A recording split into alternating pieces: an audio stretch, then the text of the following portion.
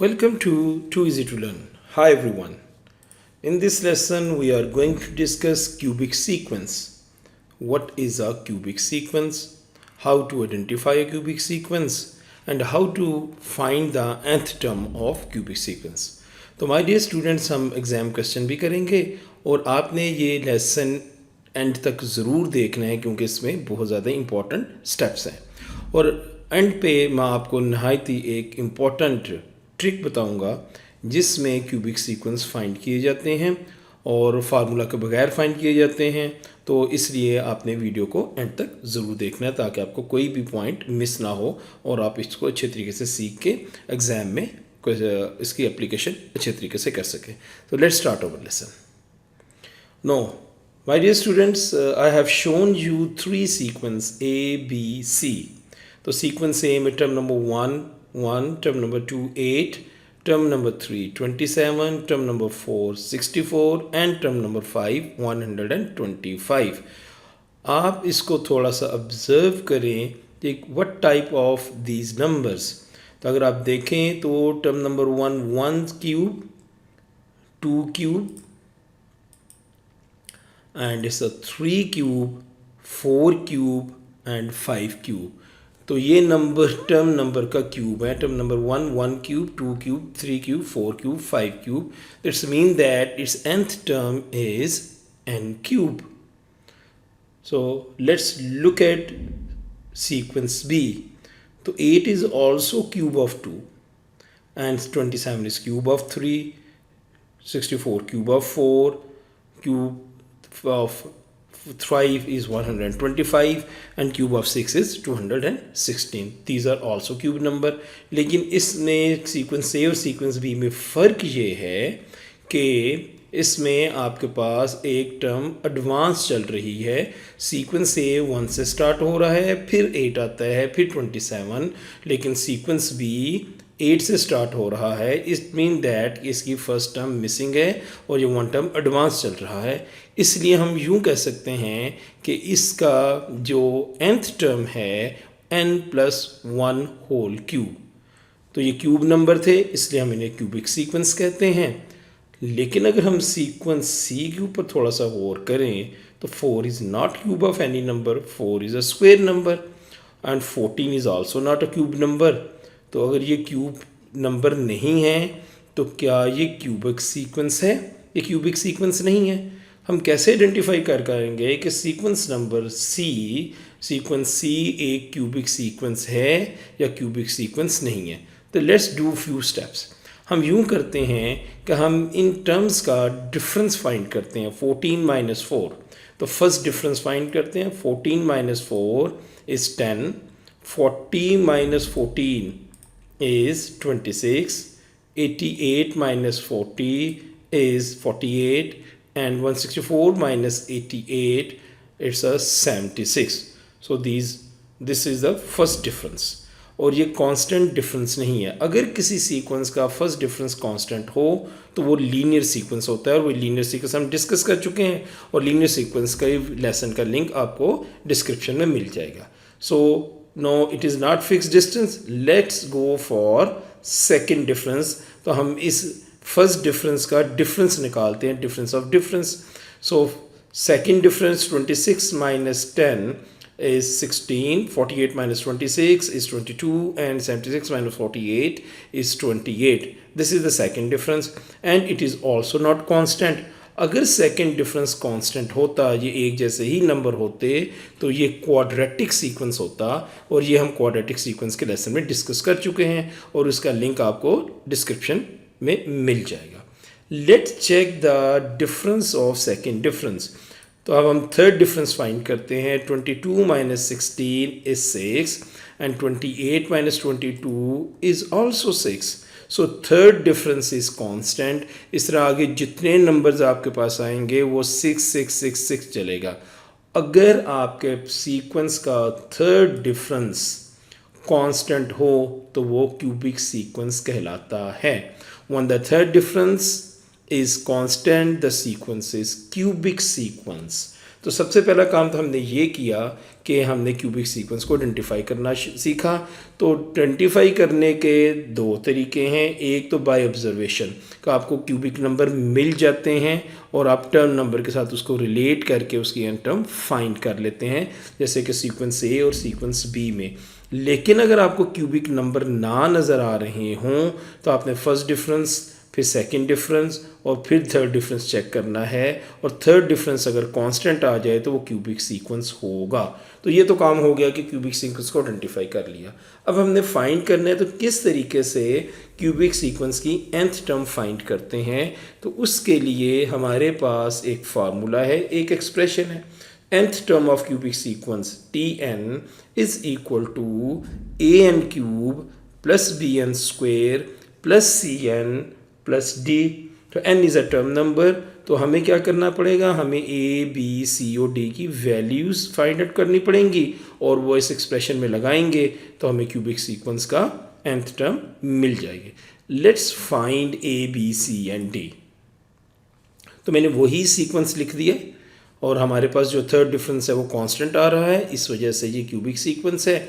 और हमने इस फार्मूले में, इस एक्सप्रेशन में A B C and D की वैल्यू कैलकुलेट करनी है ताकि हम इसमें लगा के हम nth टर्म को फाइंड कर सकें। तो इस 4 वेरिएबल हैं, दीज आर 4 वेरिएबल, तो हमारे पास 4 इक्वेशंस हैं। अब ये आपने 4 इक्वेशन याद करनी है, ज़ुबानी याद रखनी है, और आपके खुशी की बात तो ये है कि ये 4 इक्वेशंस हर तरह के क्यूबिक सीक्वेंस के ऊपर अप्लाई की जा सकती है। तो let's see these 4 equation. Equation number 1, 6a is equal to third difference. What is the third difference? 6 here. Equation number 2, 12a plus 2b is equal to second difference. And what is the second difference? This is the 16, first term of the second difference. Next, the third equation is 7a plus 3b plus c is equal to t2 minus t1, difference of first two term, t2 14 है और t1 4 है, so इनका difference 10 है। And the fourth equation is a plus b plus c plus d is equal to t1 and t1 is 4। तो आपने ये चारों equation ज़ुबानी याद कर लेनी है। You have to learn by heart, you have to memorize it, then you will be able to find value of a, b, c and d। Let's apply these 4 equation to find the value of a, b, c and d। So हमारे पास first equation क्या है, 6a is equal to third difference and third difference is आपके पास 6 है, तो 6a is equal to 6, तो यहाँ से हमारे पास a की वैल्यू आ गई 1। Now apply the second equation, 12a plus 2b is equal to second difference and second difference is 16, first term of second difference। So 12a plus 2b is equal to 16, a की value हमारे पास 1 है, वो यहाँ पे हमने plug in कर दी। So 12 plus 2b, 12 दूसरी side पे जाके डिवाइड हो, सब्ट्रैक्ट हो जाएगा और हमारे पास 4 divided by 2 and we will get the value of b2। तो b की वैल्यू हमें 2 मिल गई। Let's apply the third equation, 7a plus 3b plus c is equal to t2 minus t1। a और b की वैल्यू इस equation में plug in कर देते हैं, 1 and 2, और c की वैल्यू को कैलकुलेट कर लेते हैं। t2 minus t1, 14 minus 4 is equal to 10। तो यहाँ पे हमने 10 लिख लिया, a और b की वैल्यू प्लग इन कर ली और इस तरीके से हमने c की वैल्यू -3 कैलकुलेट कर ली। Let's find the d with the help of fourth equation, a plus b plus c plus d is equal to t1 and t1 is equal to 4 और a b c की value हम calculate कर चुके हैं। Plug in these values, so 1 plus 2 minus 3 plus d is equal to 4। सो यहाँ से हमने d की वैल्यू 4 फाइंड आउट कर ली। So a b c and d are found, हमने कैलकुलेट कर ली। अब हम इस इक्वेशन में, इस एक्सप्रेशन में इनकी वैल्यूज़ लगा लेते हैं। सो थर्ड इसका nth term of the cubic equation, 1n cube plus 2n square minus 3n plus 4। तो 1 को हम यूजुअली लिखते नहीं, तो हम यूँ कह सकते हैं n cube plus 2n square minus 3n plus 4। अगर आप इसको टेस्ट करना चाहते हैं तो n की वैल्यू टर्म नंबर 1 लगाएं, तो आप इसको सॉल्व करेंगे तो आपका आंसर 4 आना चाहिए। n की वैल्यू इसके अंदर 2 प्लग इन करें, सो 2 cube 2 2 times 2n² minus 3 time 2 plus 4, तो आपका आंसर सॉल्व करने के बाद 14 आना चाहिए। सो आई होप कि आप बड़ी अच्छे तरीके से समझ चुके हैं कि क्यूबिक सीक्वेंस की nth टर्म फाइंड करने के लिए हमें ये 4 फार्मूलाज तो 4 इक्वेशन याद करनी है, इनको अप्लाई करना है, फिर हम इसके अंदर लगाएंगे और हम फिर इसको nth term of the cubic sequence find करने के काबिल हो जाएंगे। No, at the end very important trick, हमने एक ऐसा क्वेश्चन करने लगे हैं जहाँ पे ये हमने कुछ भी अप्लाई नहीं करना। So let's see, some time आपको एक ऐसा क्वेश्चन मिलता है जिसमें आपको सीक्वेंस और उनकी nth टर्म्स दे दी जाती हैं और उनकी मदद से आपने एक नए सीक्वेंस की nth टर्म फाइंड करनी होती है। जैसे कि इस क्वेश्चन में है the nth term of the sequence 3, 5, 7, 9, 11 is 2n+1। तो इस सीक्वेंस का ये एक लीनियर सीक्वेंस है, तो उसकी nth टर्म उसने बता दी है। And the nth term of another sequence 1, 4, 9, 16, 25 is n²। तो ये एक क्वाड्रेटिक सीक्वेंस है और उसकी भी nth टर्म उसने आपको बता दी है। तो आपको 2 सीक्वेंस दिए हैं, दोनों सीक्वेंस की nth टर्म बता दी है। Find the nth term of the sequence 3, 20, 63, 144, 275 and so on. तो थर्ड सीक्वेंस की आप nth टर्म कैलकुलेट करें। तो my dear students, whenever आपको सीक्वेंस दिए जाते हैं और उनकी nth टर्म दी जाती है, तो आप उन सीक्वेंस की जो नया सीक्वेंस है उसके साथ रिलेशन फाइंड करने की कोशिश करते हैं। तो हम लीड करते हैं जी, one or more sequences are given with their nth terms and you are asked to find the nth term of new sequence, determine the relationship between the given sequences। तो इन सीक्वेंस में से let's try it.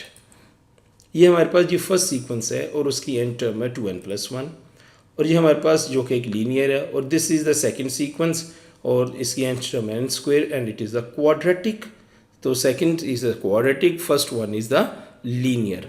अब हमें ये third sequence दिया गया है और हमने फाइंड करना है कि ये थर्ड सीक्वेंस की nth टर्म क्या है, और बीच वाली टर्म्स भी बात पूछी जा सकती हैं। तो अब हम ये जो थर्ड सीक्वेंस दिया है इसका रिलेशन ऊपर वाले 2 गिवन सीक्वेंस के साथ रिलेशन फाइंड करने की कोशिश करते हैं। तो अगर हम देखें, ये हमारे पास है जी फर्स्ट टर्म इज़ 3 और ये 3 और 1 है, तो क्या ये ऐड करने से 3 मिलता है, सब्ट्रैक्ट करने से 3 मिलता है, डिवाइड करने से 3 मिलता है, कि मल्टीप्लाई करने से 3 मिलता है? तो हम कोई ना कोई अरिथमेटिक ऑपरेशन इसमें फाइंड करते हैं। सो 3 time 1 is 3। If you look at this, the next number is a 5 and here is a 4। तो 5 time 4 is 20, 7 time 9 is 63, 9 time 16 is 144, 11 time 25 is 227। तो इसका ये मतलब हुआ कि इनका रिलेशन क्या मिल रहा है, third sequence is formed by multiplying the first and second sequence. और ये सारा काम आपको बाय ऑब्जर्वेशन और प्रैक्टिस से आता है। अब जितनी ज़्यादा क्वेश्चन प्रैक्टिस करेंगे उतनी ज़्यादा आपकी अंडरस्टैंडिंग बढ़ जाएगी। तो हमने ये देख लिया कि इन दोनों सीक्वेंस को मल्टीप्लाई करें तो हमें थर्ड सीक्वेंस मिलता है। तो अगर हमने थर्ड सीक्वेंस की nth टर्म फाइंड करनी है तो हमने इन दोनों सीक्वेंस की nth टर्म को आपस में क्या करना पड़ेगा, मल्टीप्लाई करना पड़ेगा। तो हम इन दोनों सीक्वेंस की nth टर्म को मल्टीप्लाई करते हैं। तो nth term of the third sequence is n² times 2n+1। Bracket को ओपन करें, n² को 2n से मल्टीप्लाई करें, 2n³, n² को 1 से मल्टीप्लाई करें, n²। तो ये हमारे पास क्यूबिक सीक्वेंस बन गया। अब आपने ध्यान में क्या चीज़ें रखनी हैं कि आपने क्यूबिक सीक्वेंस को आइडेंटिफाई करने के मुख्तलिफ टेक्निक्स जो मैंने आपको बताई हैं, आपने उनको अपने जहन में रखना है, उनकी मदद से इसको फाइंड करने की कोशिश करनी है। तो ये हमारा लर्न बाय हार्ट का सेक्शन आ गया है। आपने क्यूबिक सीक्वेंस किस तरीके से आइडेंटिफाई करने हैं कि आपने उसका थर्ड डिफरेंस चेक करना है। If it is constant then it is a cubic sequence, और ये फार्मूला, ये एक्सप्रेशन अप्लाई करना है, और ए बी सी और डी की values with the help of these 4 equations आपने फाइंड करनी है। At the end I am going to give you a assignment.